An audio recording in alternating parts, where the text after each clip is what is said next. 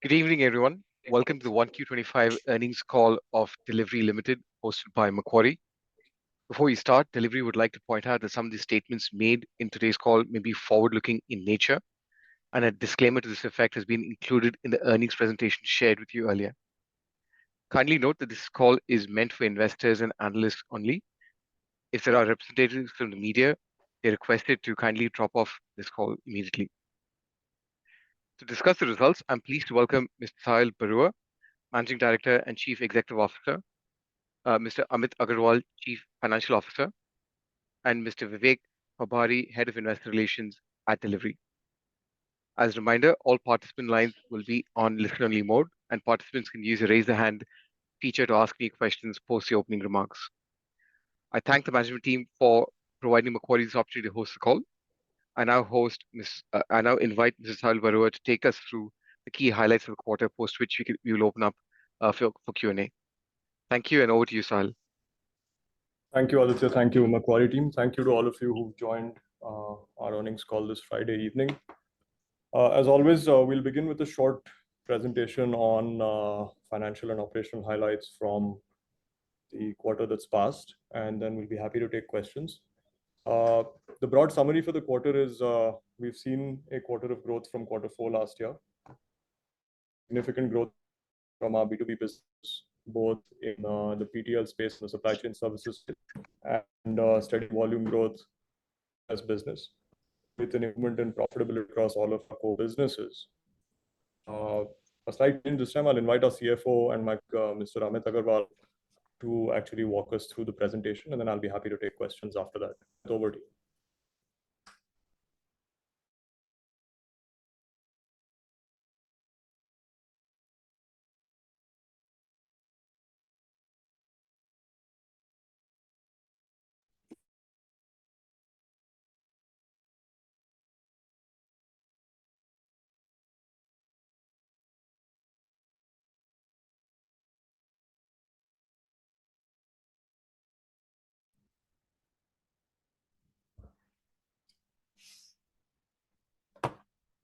Hi, good evening, everyone. We had a fairly steady and profitable start to the fiscal year, where our top line grew by about 13% on a YOY basis, and our EBITDA for the quarter was at 4.5%, and the adjusted EBITDA was at 1.7% for the quarter. Express parcel service EBITDA remained stable at 18%, while there were continued improvement in part truckload business service EBITDA to 3.2%. Express parcel business grew across all non-large marketplaces segments, and within that, we also grew significantly within the heavy goods category, about which we'll talk more later in the call.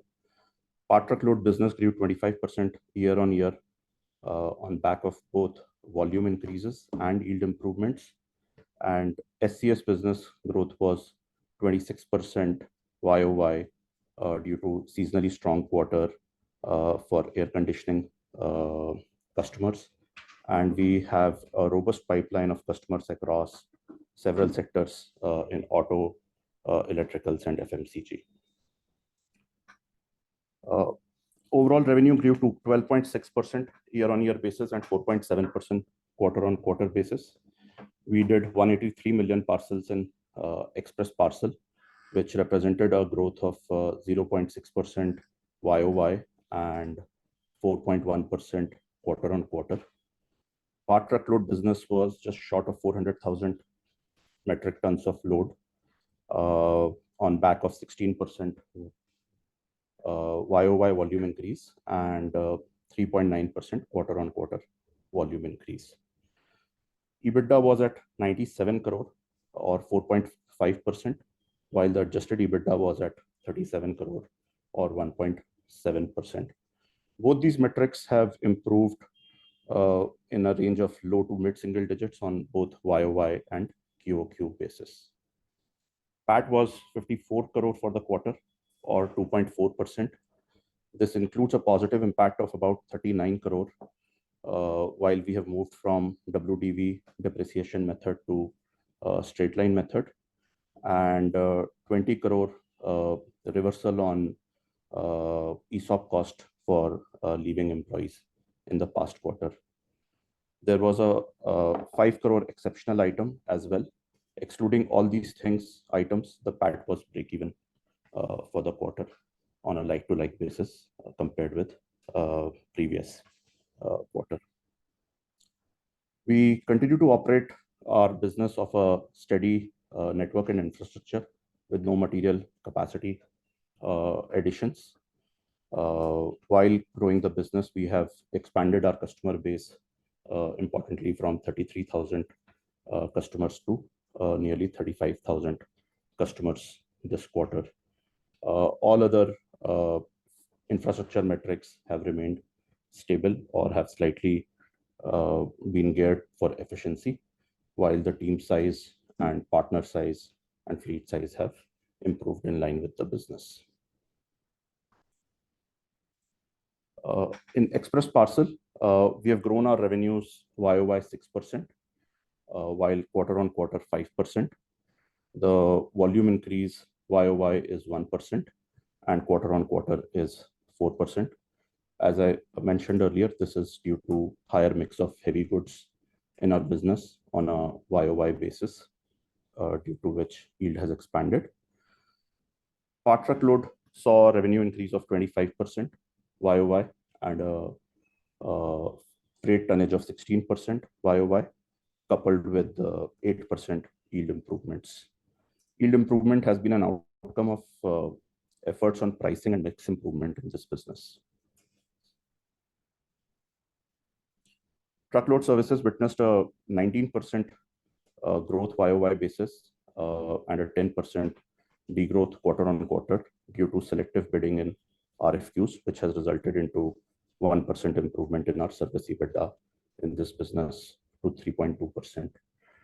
Supply chain services grew 26% YOY basis due to seasonally strong quarter for air conditioning customers. And cross-border has grown 2% YOY and 39% quarter on quarter.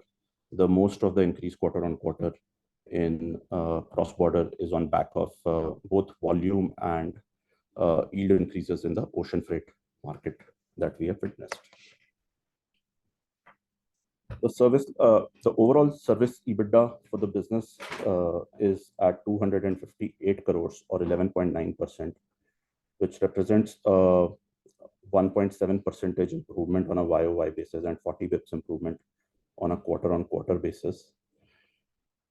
The Express Parcel service EBITDA has held constant on a YOY basis, while it has expanded by about 60 bps on a quarter on quarter basis. Part Truckload service EBITDA continues to improve as we improve our customer mix and efficiency in operations, and it is at 3.2%. Supply chain services, our service EBITDA margins were 4.4%, slightly below 6% last quarter, primarily due to increase in trucking and manpower cost due to sudden spikes in demand for services in the quarter. Our corporate overheads have remained consistent in a range of about 215 to 220 crores, and they are at about 221 crores. This is after the impact of wage inflation that we passed to the employees at a company level. And as a result, the adjusted EBITDA for the company is at 37 crore or 1.7%, which is 3% higher than same period last year. Adjusted EBITDA, we've talked about increasing to 37 crore in Q1 FY25, which was negative 25 crore same period last year, and represents roughly about 3 percentage point improvement on a quarter on quarter basis. It is 16 crore improvement or 0.7% improvement.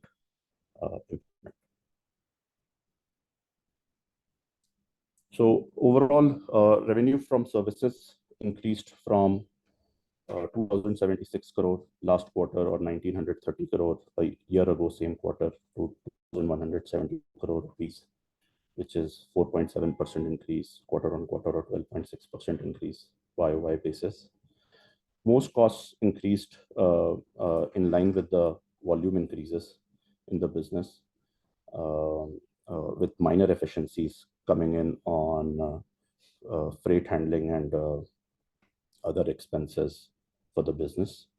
There were 2-3 critical items I would like to point out here, that employee benefit expense, share-based expense dropped from 49 crore to 21 crore from previous quarter to this quarter due to 20 crore reversal for ESOP charge on account of employees leaving in the last quarter. We have both performance and time-based stock options. So this was a contribution coming in from both performance and time-based options, which were lapsed and added back to the pool. And there is a property, plant and equipment depreciation change in the quarter, where it was 83 crores a year ago to 44 crore this quarter due to movement in depreciation policy from WDV to straight line method.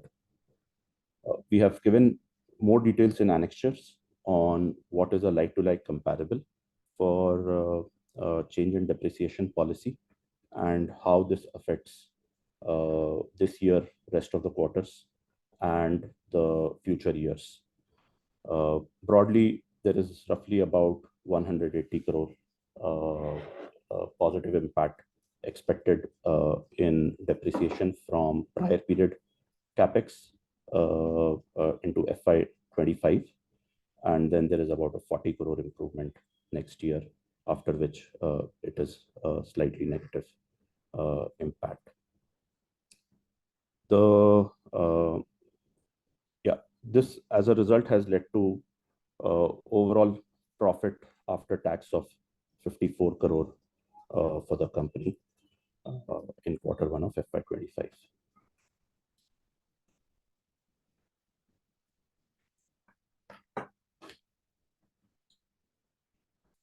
Thank you. Aditya, happy to start taking questions. Sure. Thank you, Sahil. We'll now begin the Q&A. Request all participants to use raise hand function to ask questions. We'll take the first question from Sachin Salgaonkar. Sachin, please go ahead.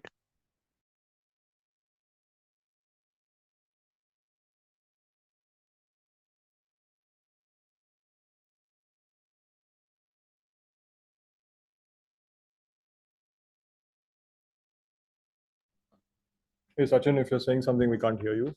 Yeah, so Sahil, I just got an option of unmuting myself, so I did unmute myself. Thanks again. I have 3 questions. First question, Amit, wanted to understand any specific reason for change of DNA methodology from WDV to straight line? Sure, Sachin. There are a number of reasons why we chose to move to a straight line method from WDV method. Number one is to be in line with our industry comparables.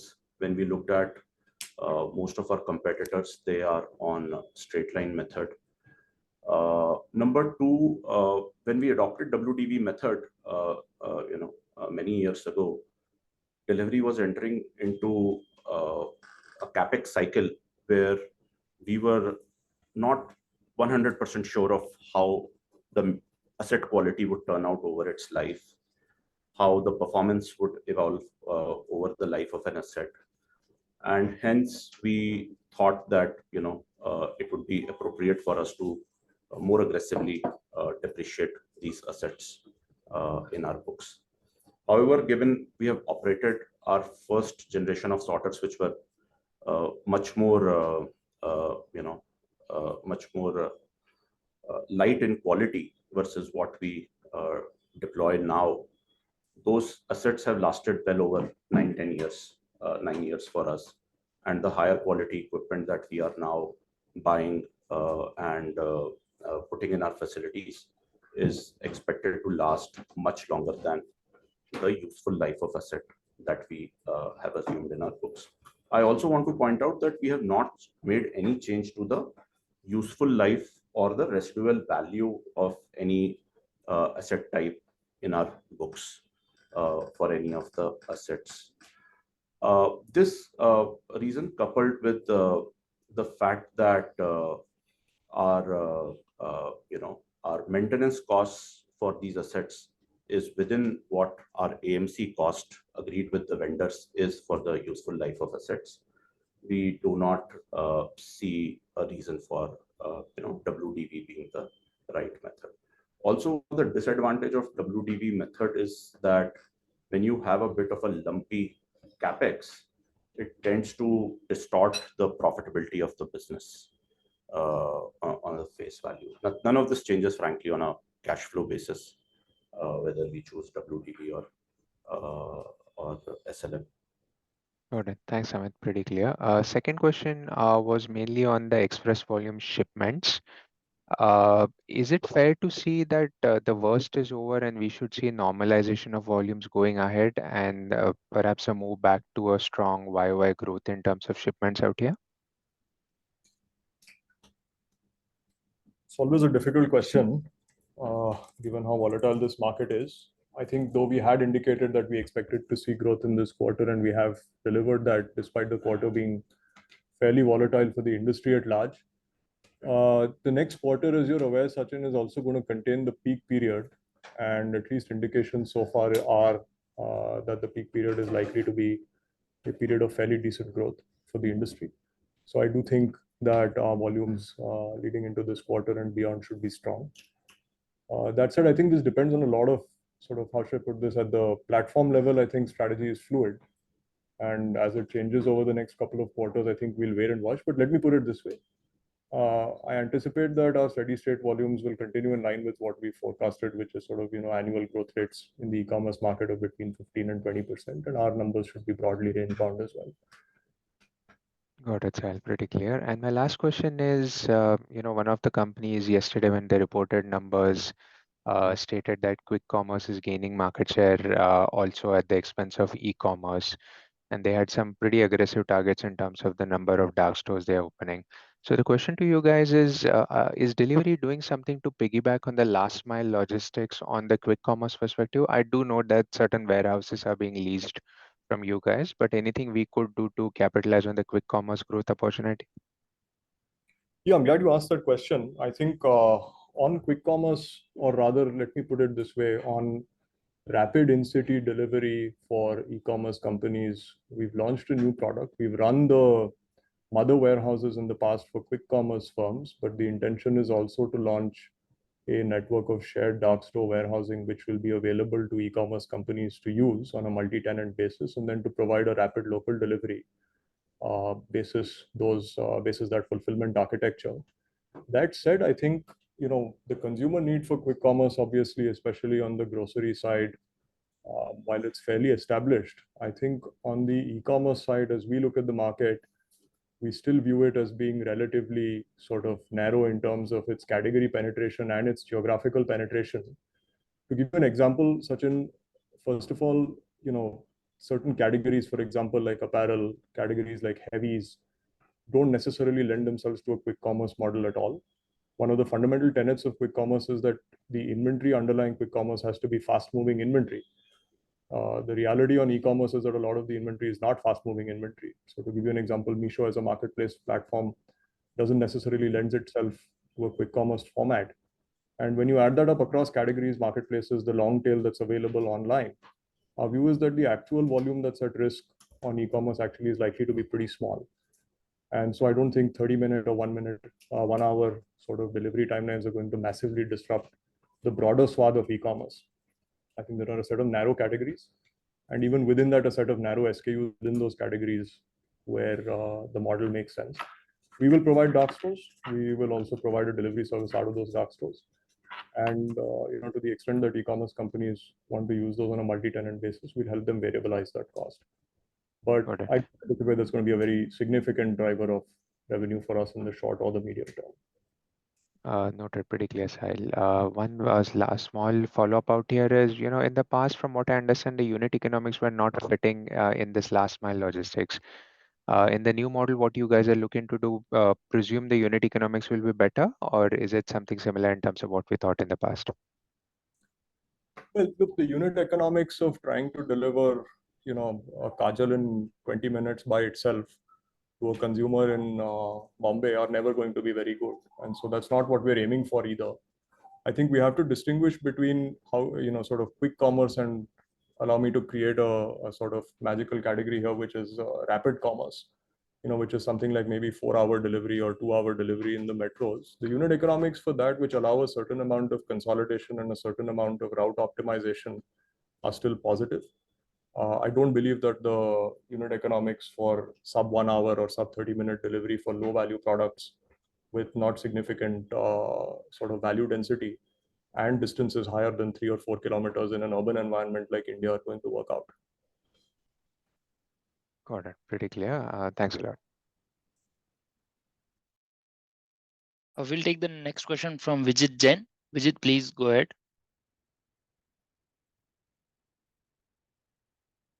Yeah, hi, thanks. So just following up on that question from Sachin. So basically, if I understood this right, you're going to offer a network of warehouses and dark stores to multiple companies, and you would do fulfillment from warehouses to dark stores, or are we talking about last mile delivery as well here? We already do fulfillment from warehouses to Right. not dark stores, but also as an example into retail and into distributors. This is going to be a service which also connects the last mile. Okay, got it. And Sahil, just a little bit more color would be helpful on how this works in the, providing warehouse and dark store to multiple companies. What are we talking about here? In general, the same companies can use multiple companies can use the same dark store. Yes. Okay, So got it. it's essentially the process of creating micro fulfillment for most direct to consumer brands and creating a network of standalone dark stores is going to be too expensive. The simple reason is that capacity utilizations are very difficult to manage. So you could either end up with a situation where you've over inventorized the dark store at the last mile, which is going to lead to the weight of the real estate cost and the storage cost of a fulfillment center in city, which will be at the bare minimum 2.5 times the cost of a larger fulfillment center, which is outside the city. Alternatively, you'll end up with a location where you're paying rent for a large amount of space while stocking a very small amount of inventory. So the idea behind Delhivery's dark store network, which is going to be the same as the idea behind our fulfillment center network, is to allow companies to variabilize that cost. If we've got 6 customers, for example, in a location who are filling up a dark store, they can all sort of share that infrastructure, variabilize their operating expenses without having to bear the risk of either underutilization or capacity management. Got it, Sahil. And Sahil, do you anticipate some of the largest of these quick commerce companies to participate in this as well, or do you think this is, this is something that will see a more reception from some of the smaller guys which are trying to catch up? Largest of the quick commerce companies in the sense, sorry, can you just specify? The top 2-3 most well-known companies, is that which would is that the set of companies which also you think would use multiple tenant dark store model with you guys is what I'm trying to understand essentially. Oh, you mean the 3 Blinkit, The top ones. Yeah. Zepto? No, I don't anticipate that they will be immediate consumers of our dark store infrastructure. In fact, I'd argue for them the problem that exists, and this is a little bit of a digression from sort of our strategy, is ultimately with limited shelf space. Their problem is not one of how do we bring more people into the dark store. It's really selecting what to put in a dark store, which is probably already full. So I don't anticipate them being customers first. And also, it's a very different kind of inventory. Moving, as an example, rice and sugar with, let's say, 400 SKUs which belong to a cosmetics company are going to be pretty different, sort of from an engineering and delivery standpoint. Ours is designed very specifically for direct-to-consumer companies and potentially some product lines that the larger marketplaces sell. Got it, Sahil. And Sahil, one last question. I think Vijit, Amit, sorry to just interrupt you. just one last question, if I can. Just wanted to get because I think Amit, mentioned some reference to heavy goods that you would talk about later on the e-commerce side. I just want to make sure that's covered. Thank you. I'll jump back into the queue. Sure.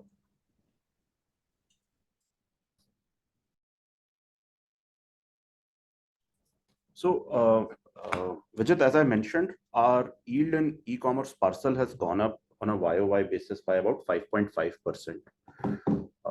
This yield has primarily increased on back of higher mix of heavy goods category. Right. There are certain initiatives that we are undertaking which could potentially further increase the mix of heavy goods in our business. I also want to point out that this is one category which is very unique to Delhivery amongst the 3PL that we service, while our competitors are either not there or insignificant because of the LTL capability that we have. So the first mile and last mile capability between the two are shared. Got it. Great. Thanks, Amit. Those are my questions. I'll jump back into the queue. We'll take the next question from Gaurav Rateria. Gaurav, please go ahead. Hi, thanks for taking my question. The first question is on Express Parcel. You did talk about growth coming from non-marketplaces. Could you elaborate on how broad-based this growth was across different categories within the e-commerce vertical? And also, I know that you started certain initiatives around C2C and other things which are also part of the Express Parcel. Just want to understand how big those initiatives have become as percentage of the revenue or as percentage of the total volume for the segment.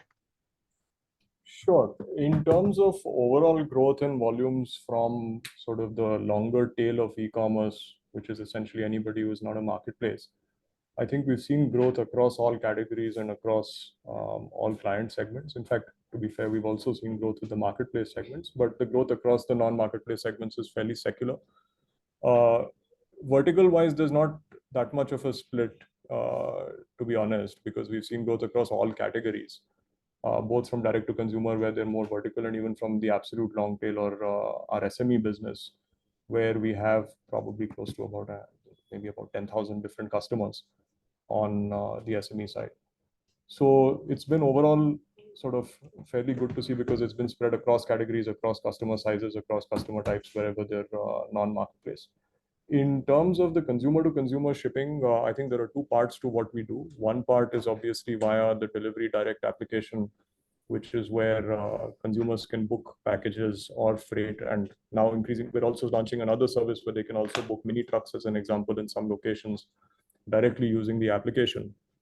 That continues to see sort of fairly steady growth quarter on quarter. It's a bigger driver, to be honest, of our brand perception. It's a driver of our yield, and it's also a driver of profits. The other thing that we're doing, of course, is also essentially creating offline resellers. So think of it as similar to a franchise program, pan-India, where a local entrepreneur or a local courier shop can effectively direct volumes into the delivery network. This today has been growing for us. We don't break out the numbers exactly, so unfortunately I can't reveal those, but this has been growing for us year on year. The plan is to expand the penetration of our franchise network and to deepen it across states in India, which is all of the locations where we don't have direct business development reach, but our franchise partners have the ability to create SME volumes and to direct consumer volumes into us.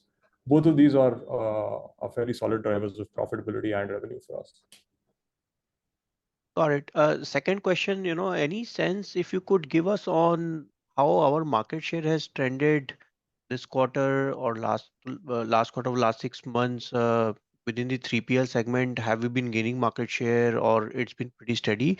And a bookkeeping question for Amit, the depreciation amortization has fallen quite significantly quarter on quarter. Even if you adjust for the 39 crores that you talked about, because of the change in the methodology, the fall appears much sharper. So what would have been the reason for the fall? Thank you. Sure, Gaurav. Very quickly on market share, I think the big move in the market or the big structural change in the market over the last several quarters, which you're aware of and we've discussed earlier, has obviously been Meesho internalizing a certain percentage of logistics themselves.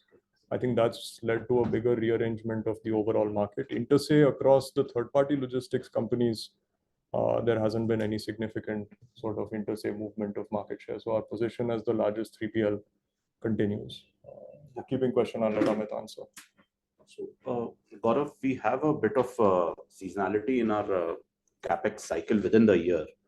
You will note that Q1 and Q2 are the periods when we basically start commissioning capex, and Q3 and Q4 are the period when that capex is completed on our books when its depreciation start. So that seasonality you should expect to see this year as well. To put this in perspective of numbers, the capex in the Q1 was about 80 crores, the fresh capex that was done. And while last year, I think we would have done a capex of close to about 500 odd crores for the full year, 550 crores. So as the capex catches up in the second half, you will see a rise in it in the second half. Thank you.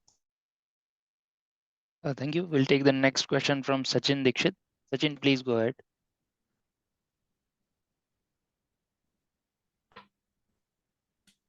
Yeah, hi, this is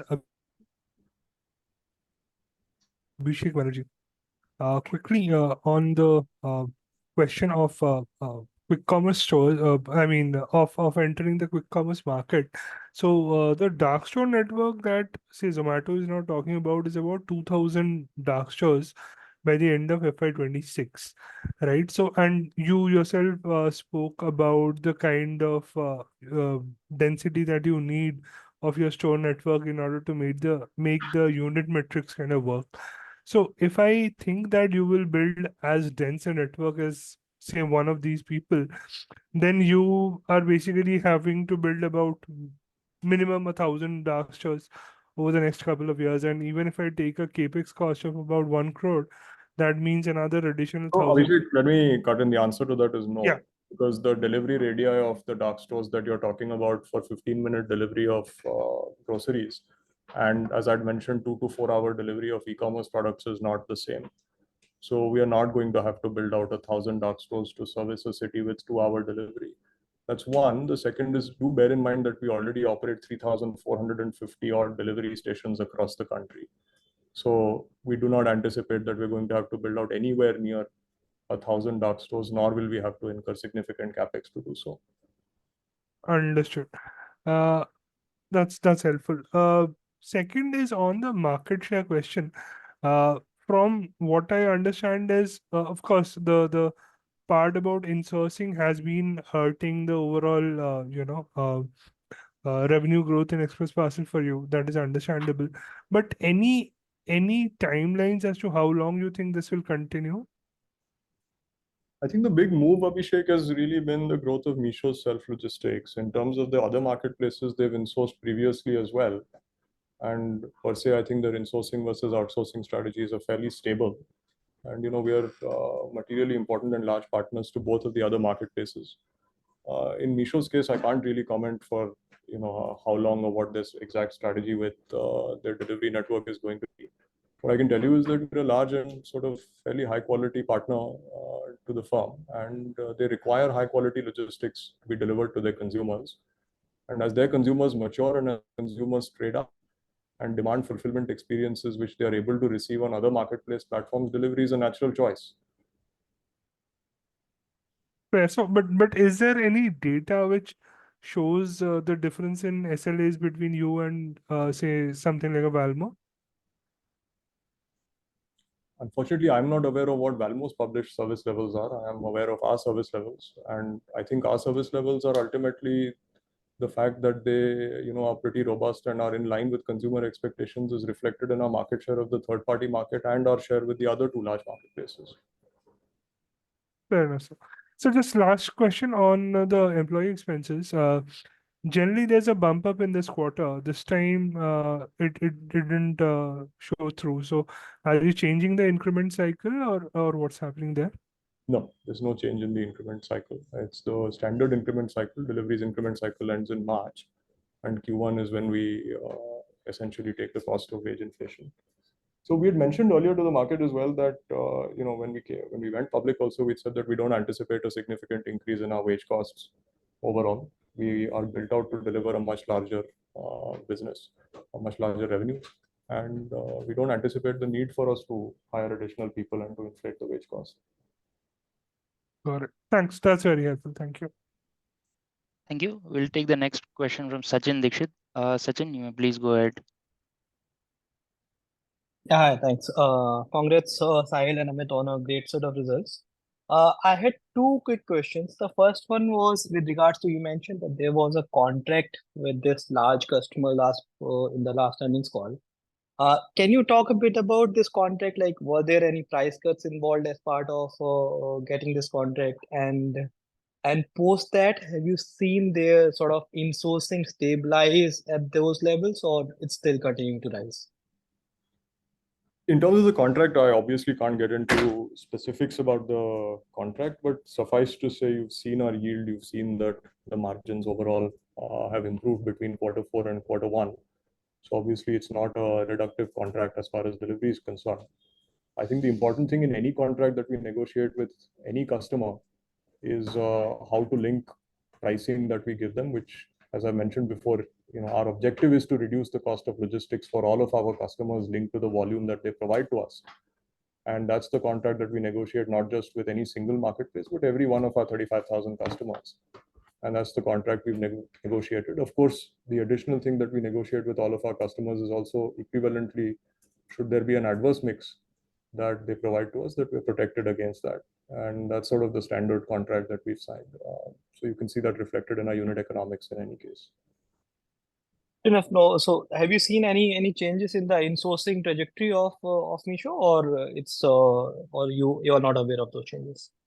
I think we're satisfied with the volumes that we're getting, and they're in line with our expectations. But if they've been reducing the share that they're providing to other third-party partners, I would be unaware of that. Understood. Second question, more like a housekeeping question. So on this ESOP reversal that was taken this quarter, wasn't this being done in earlier quarters as well, or this was the first time that we did that? This was done every quarter. There was a KMP exit last quarter, due to which this affected. Understood. Thanks so much. Just my final question on the ATCR capex that you mentioned for this Q1. Can you roughly provide a breakup of that as well? Sure, just give me a minute. We have bought vehicles worth about 29 crore rupees.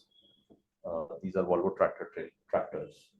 Automation of 4 crore rupees, and plant and machinery of 26 crore, and furniture fixture and 20 crore rupees. Sure, sounds good. Thanks, Amit. Thanks so much, and all the best. Thank you. Thank you. We'll take the next question from Aditya Bhartia. Aditya, please go ahead.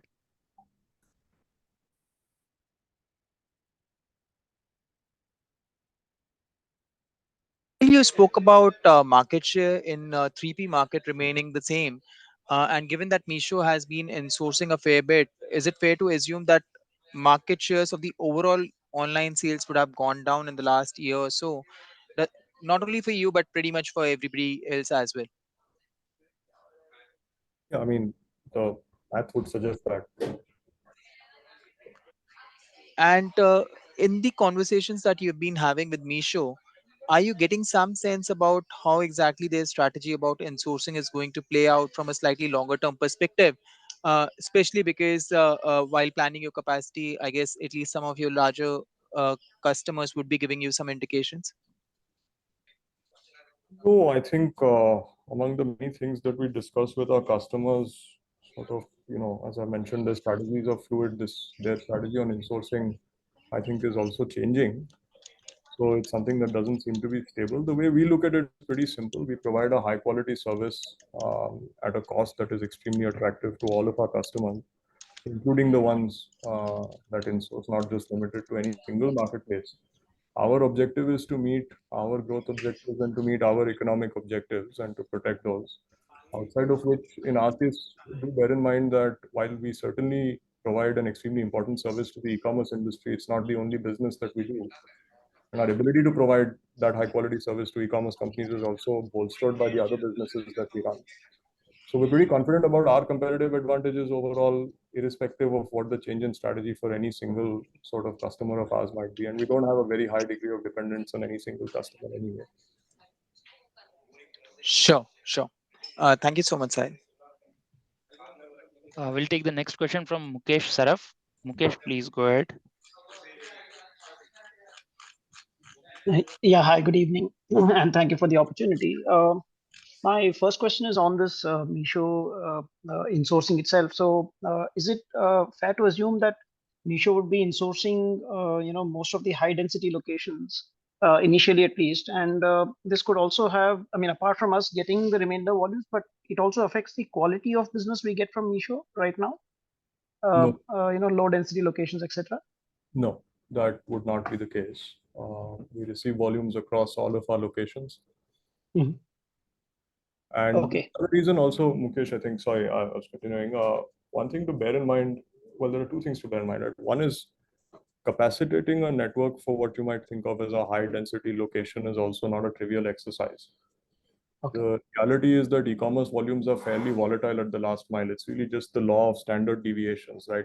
I might be able to predict that my volumes in the city of Bombay will vary by only about 15% on any given day. But that doesn't mean that my volumes, for example, in the micro locality of Chembur will not vary by 600%. And therefore, the ability to capacitate at the extreme last mile is extremely difficult. So either you have to run networks which are undercapacitated and higher cost, which, as you're aware, some of the other sort of in-source players have discovered over the last decade or so.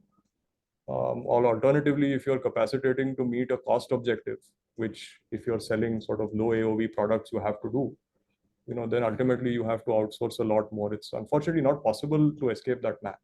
So you really merely take high density locations and outsource the others. Got that. Thank you for that. Second question is again related to this. I mean, now that we'll see the volumes from Meesho come off, and obviously the D2C share for us goes up. We are also seeing in the market that some of the traditional logistic players in the D2C segment are pricing very aggressively. Do you see this kind of impacting us going ahead on the D2C side of it?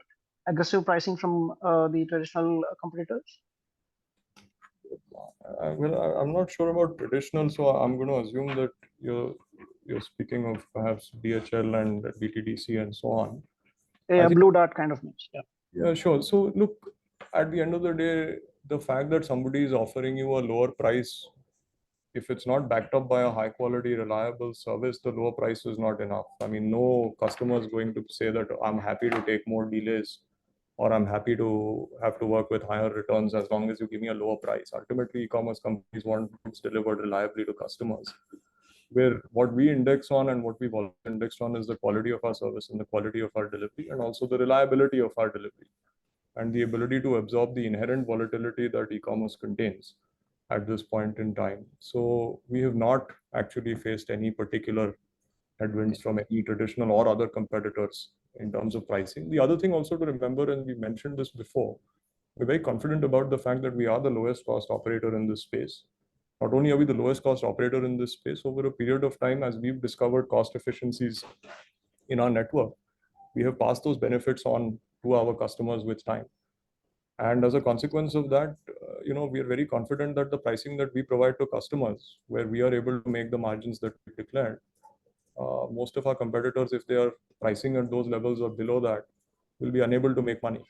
So even if they are sort of in a zone where they're pricing below us, the fact of the matter is they won't be able to sustain it for very long, if at all. Sure. And just quickly on the PTL business, I mean, we have obviously recorded very strong growth while the industry doesn't seem to be growing that strong on PTL. So could you kind of give some sense on, how we have expanded, say, probably pin codes or collection centers? Any data you can provide on where we were, say, last year, first quarter to now in terms of reach or like I said, collection centers? So Apar/Vivek, can you just go to that slide, please? The slide with all the statistics on the network, please. Yeah. So as you can see, Mukesh, there's been no change in the network. We still service more or less exactly the same number of pin codes, and Yeah. we service through the same. No, so I meant specifically for the PTL. So in this, obviously, there will be certain pin codes that you'll only be servicing PTL. No. So Mukesh, that's what that's why our network is unique, because it's integrated across our PTL and our express services. So serviceability for PTL is exactly the same as serviceability for express. There's Okay, no. it's not just the mid mile that you're able to integrate. You're able to integrate even the last mile is what you're saying. Correct. Now, the difference is if you look at freight service centers, which we have 120 of, the highest density PTL locations are serviced by a format called a freight service center, which is uniquely designed to handle freight and uniquely designed to handle heavy products.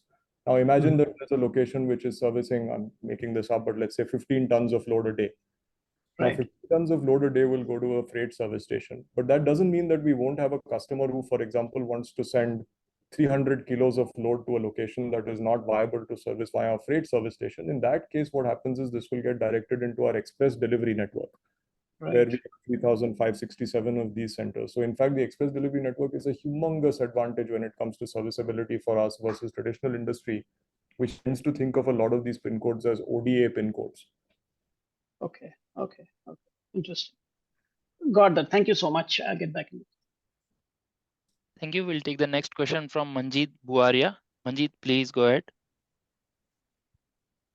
Yeah, thank you. Sahil, in the past, you had mentioned that even if we sort of disintermediate our first, mid, and last mile, we'll actually still be the lowest cost player in the industry. So in that case, shouldn't we be winners on Valmo as well? Because we should be the most competitive to bid on that platform. I just wanted your thoughts on that. But why would we do that?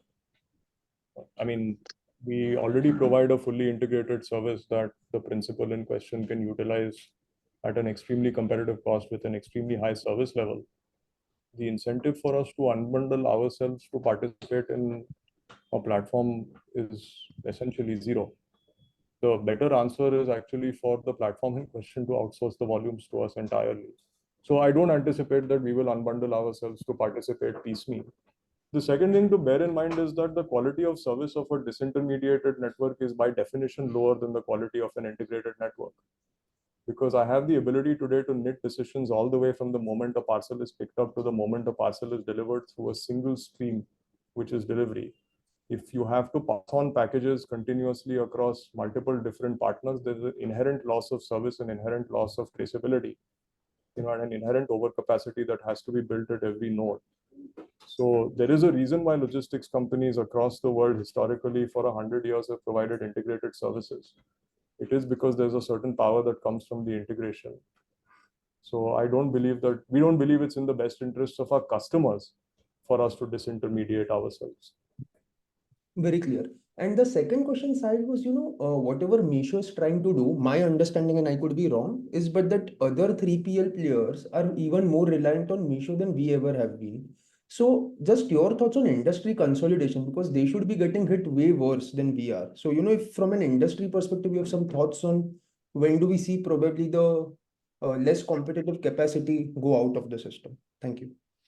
Sure. I've spoken about this before. I think, as I mentioned, for any customer of ours, the reality is that the mechanism through which you manage your risk across multiple carriers is not by launching a carrier yourself, but essentially by working closely with the existing carriers. In this situation, whether you call it self-logistics or not, effectively another carrier has been launched into what already was a fairly sort of shallow pool.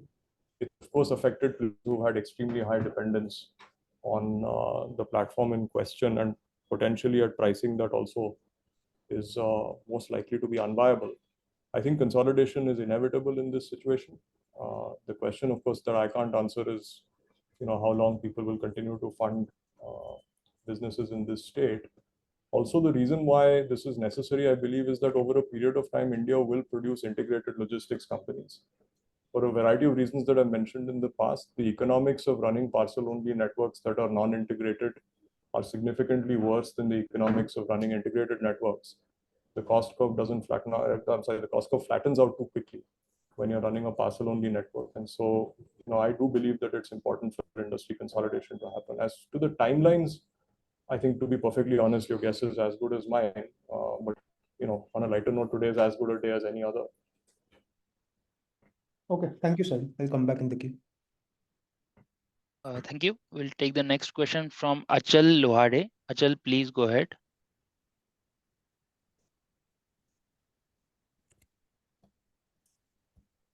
Yeah, good evening. Thank you for the opportunity. My question was on supply chain. If you could talk about where are we in the journey, what kind of growth can we see here, what kind of customer addition we have seen, and in terms of the offering, compared to the other supply chain players, where do we stand in terms of the offering? Have we covered most of it, or we have significant element to catch up? Sure. Broadly, on the supply chain services business, as I mentioned, a lot of the new starts that we had, which were to come in, both from traditional sort of the B2B industry. There are specific verticals, for example, in the auto and auto spare parts world, in the wires and cables world, the FMEG world. We had contracts that were starting up. Those have obviously scaled up in this quarter. And obviously, for our customers in the consumer durable space, this is a seasonally high quarter. So a combination of those factors obviously has delivered solid growth to us. In terms of our pipeline, I think the pipeline is extremely robust, both from sort of the B2B world, where we continue to make inroads into our focus categories, which are, as I mentioned again, auto spare parts, industrial goods, wires and cables, consumer durables, FMCG and FMEG. But outside of that, the other area that's seeing significant growth for us is integrated fulfillment for e-commerce, where we have the ability to provide effectively, as I mentioned before, sort of think of it as a white label prime service, which is a combination of variable cost fulfillment coupled with extremely high speed delivery in city. And we've seen demand for this sort of rise quite significantly in the last quarter. In terms of the breadth of the offering itself, I think supply chain services, whether we offer it or somebody else offer it, is fundamentally a combination of warehousing and transportation operations spread across primary logistics and secondary distribution or delivery to customer. And we provide a comprehensive set. Typically, traditional players have not done the B2C element of this. They've largely focused on the B2B element of it. So the differentiation or the increased breadth of our service is the ability to knit B2C and B2B both. The other, of course, differentiator between our service and traditional services is our ability to support multiple tenants in the same fulfillment centers, which essentially, like I'd mentioned on the dark store side earlier, allows us to enable companies to variabilize their operating costs of the supply chain quite a lot, as opposed to sort of making heavy investments in capacity. And that's sort of a pretty big differentiator, apart from which, from a technology standpoint, we have the ability to enable companies to virtualize their inventory across all of the fulfillment centers that we serve for them, and an order management that essentially enables them to direct the right set of orders to the right fulfillment centers, and therefore achieve an optimal mix of inventory and the lowest cost of transportation. So it's a fairly comprehensive set of services that encompasses not just the physical aspects of storage and transportation, but also all of the information systems that are crucial to supply chain decisions. And then, of course, there's the added advantage of visibility, the tracking, and the reporting services that we provide. Traditional players also provide contract logistics, which is the one area I should point out we do not provide. So we do not do sort of a service where we're simply sort of providing manpower effectively while the systems and the management are being run by the principal themselves. So that's what we don't do. Yeah. Understood. That's very helpful. Thank you.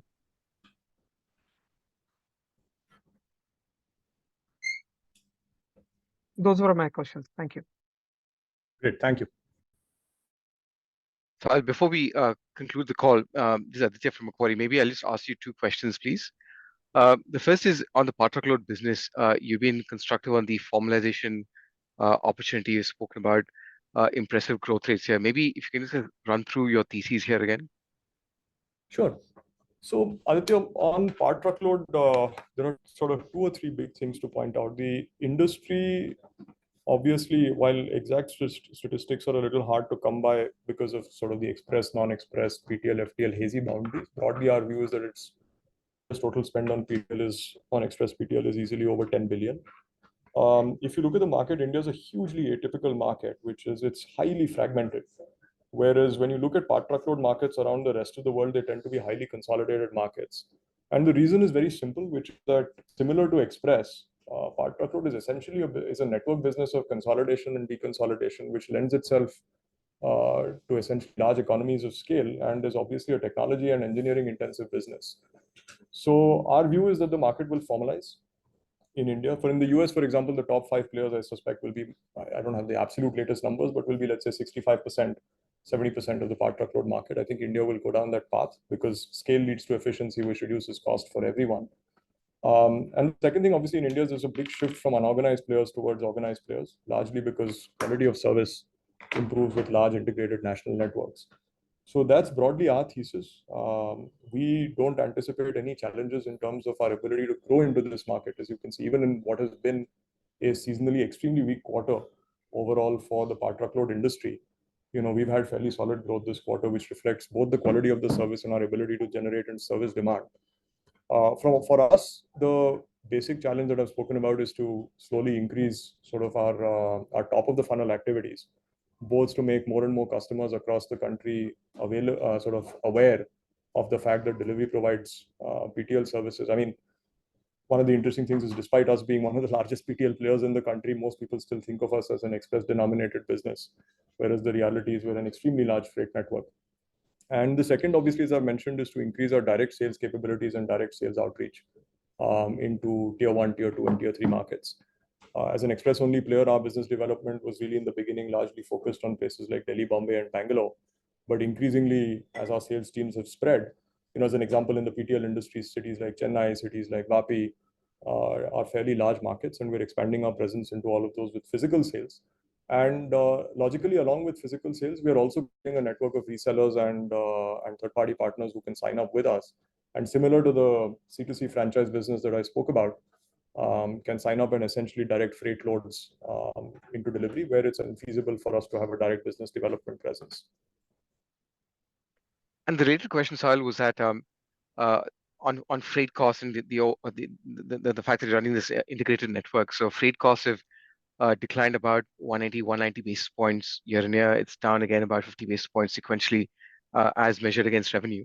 As you scale your PTL business, we'll see how the express parcel business shapes up. But should we expect further scale benefits here as you kind of ramp part truckload up? Yes, absolutely. As I mentioned, before, Aditya, the reality is that our PTL business at the moment, very happy that it's now profitable at a service EBITDA level, and profitability continues to improve quarter on quarter. But as I mentioned, our PTL network is designed to handle significantly more tonnage than we continue to handle at this stage. And so as volumes go up through this network, utilization of the network will continue to rise. Whether it's the freight service stations, which are designed to handle higher volumes, or the hubs, which are designed to handle higher volumes. And also aggregate trucking utilization will increase. Our trailer network will densify a little further from this point on. And the other thing is, as we're bringing in more PTL business into the network, the densification of loads, or essentially the higher weights that we are carrying, themselves have a positive impact on overall costs. And interestingly, Aditya, this has a positive network effect on the express business as well. It's one of the things that enables us to derive a fairly competitive advantage on express costs as well. So both the networks feed into each other.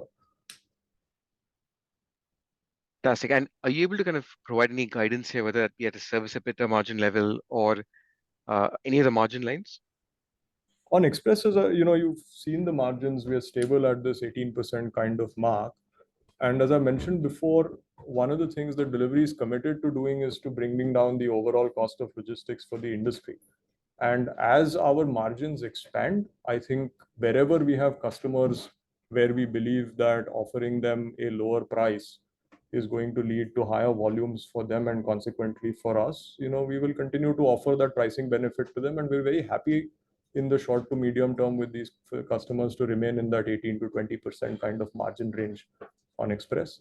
The PTL business, as I've mentioned, is exactly the same as the express business, but merely with larger boxes.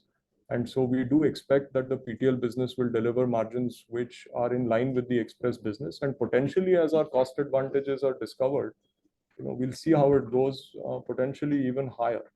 And that's the trajectory we're shooting for. Fantastic. Sal, I don't see any other questions in queue. If you had any closing remarks, please. Great. Well, nothing that hasn't already been said. I think quarter one's historically always, one of those difficult quarters for logistics companies. And I think we're very satisfied with the overall performance we've had for quarter one. There's been pretty significant revenue growth, even in what has been a seasonally difficult quarter for the rest of the industry, and also obviously the impact of rains, the impact of the elections. So very satisfactory quarter. And from a profitability standpoint, as we'd mentioned, our focus has always been to improve the unit economics of our businesses. Broad summary is that Express continues to grow stably. Margins remain stable in that 18% range. The PTL business continues to grow very fast. The profitability trend continues. We're also seeing significant sort of improvement in the supply chain services business. Have a robust pipeline from here on, and we anticipate pretty solid growth in SCS business as well. So overall, good start to the year, and going into the peak season, I think we're feeling quite confident and well set for the rest of the year. So thank you. Thank you. All the best. Thank you, Macquarie team, for hosting us. Thank you all for joining.